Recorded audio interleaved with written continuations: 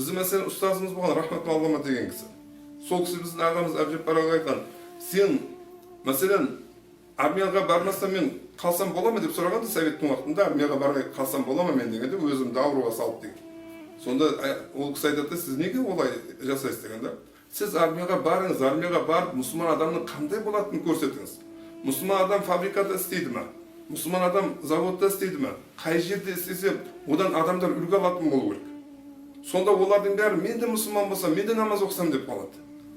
Біз өзіміздің үйіміздің ішімізде әке-шешемізге үлгі бола алмасақ, яғни әке-шеше перзентін ең жақсы көретін адам, әрбір әке-шеше өзі перзентіне.